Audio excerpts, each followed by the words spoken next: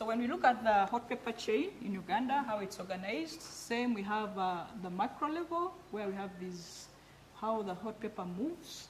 Then at the micro level, same we have input suppliers, farmers, then pack houses, wholesalers. But at the meso level, we had some gaps as far as supporting the chain was concerned. And then here we have the Ministry of Uganda, then Ministry of Health, but with some gaps.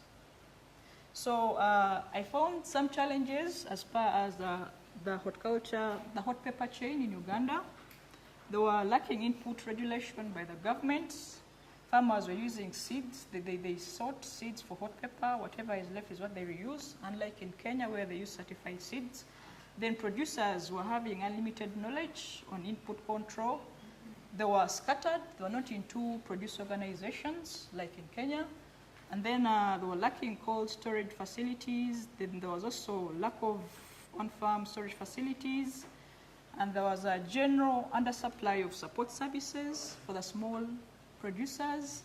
And then also most farmers for hot pepper and other fresh produce were ignorant about food safety issues. So the lack of efficient coordination and collaboration among the public institutions involved in quality control was also a big challenge and gap. So to summarize, when it came to the supply organization, in Kenya, the green bean supply chain is effective and it boosted better food safety performance in the green bean export sector compared to Uganda, where there were some gaps which affected their performance in food safety. That's a diagrammatic view. In my field work, I had to characterize how the two countries are organized. And in Uganda, we see at primary production, the hot pepper farmers are scattered. They work individually, and the big farms were also there, but not as big as in Kenya, where we have big and then lead farms doing really at a large scale. And also you can notice, it's not okay. We have at the primary production in Uganda, there were no standards being implemented. Private standards like in Kenya, where we had global GAP, Kenya GAP.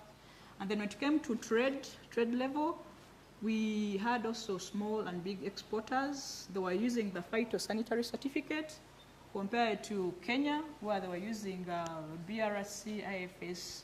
And you can see that even the difference in size was mattering. And finally, their market destination for the two countries, you see in Uganda, the hot peppers were going to the wholesale market in Europe for ethnic shops, specialty shops, compared to Kenya, where the green beans go to the premium market and supermarket. And you can see that difference in the arrow. The volumes here in French beans are big compared to the hot peppers. So I also give a brief on the two levels where I did the surveys.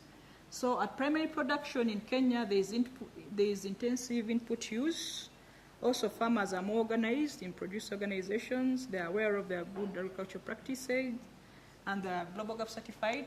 Compared to Uganda, they are diversified, low input systems. Farmers operate individually. And then we look at trade. We see for trade in Kenya, they have large operations, modern pack houses, the BRCs, like I've said previously. So I had to apply the horticultural system management diagnostic tool in the survey.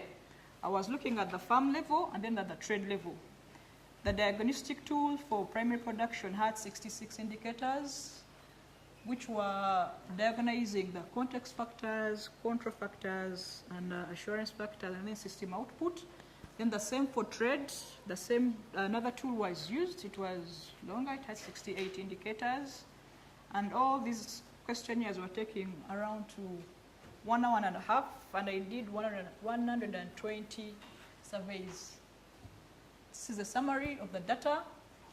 This side we have the farm level. There were 60 in Kenya, and in Uganda we had 30 small farmers and 15 big farmers, 15 small. Same to Uganda, and you can see the differences in land hectares. The standards applied, here is global GAP, there is no GAP, same. And also at trade level, it was also 60 in number. In Kenya we had 15 big and then 15 small, and the same in Uganda. So just a diagrammatic view for the Kenya bean chain. That's how the green farm looks like.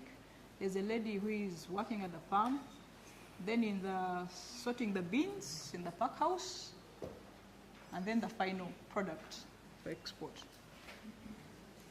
Similarly in Uganda, this is the hot pepper farm. We have workers at the farm, and this is where sorting is done. This is the pack house, and then the final product for export. Also, this was a summary of the data. For simple terms, if you know traffic lights, if you see a lot of green, in this term it means good, and a little bit of orange, middle. Then where you see red light means there is danger, it's a bit poor. So in the first case, we have Kenya. This was at the farm. They were doing well with a lot of green. Then at trade level, green but less compared to farm. And in Uganda's case, at the farm level, it was red. And also at the trade, it was red. So in brief, for food safety management systems in Kenya and Uganda, for the context factors, there were differences between Kenya and Uganda, and this was so to do with the organizational characteristics, indicating that firms and companies in the two countries provide different type of organizational support, especially scores for supportness of food safety authority, specificity of external support were better in Kenya than in Uganda. And also the big farms and companies in Kenya were more organized compared to the Kenya small, Kenya big farms. And also in general, Kenya farms and export companies operate from a low, moderate risk compared to Uganda with a high, moderate risk context. So for control activities, most of the farms in Kenya had their control activities at average or advanced level. That was a score of 3 to 4. Well, and also for Kenya, most big farms and companies also still were at advanced level. But in Uganda, most of the farms and export companies were lacking the possibility to implement some of the control activities like cooling and packaging facilities. Then for control activities in Kenya, all assurance activities for farms and companies were still at the average or advanced level. That's a 3 to 4.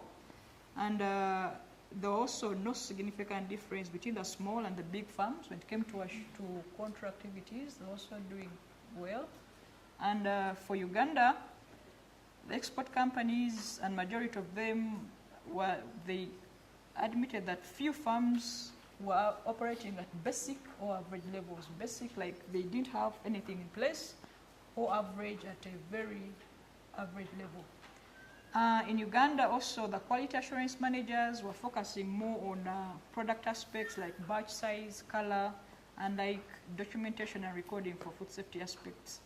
Then finally, for system outputs in Kenya, the overall food safety outcome along the chain was good, with majority of the farms and companies having their food safety management system activities at average and advanced levels, operating from a low, moderate risk context. And in Uganda, the overall food safety outcome was poor, with majority of farms having their activities at low and basic levels, moreover in a high context, high moderate risk context.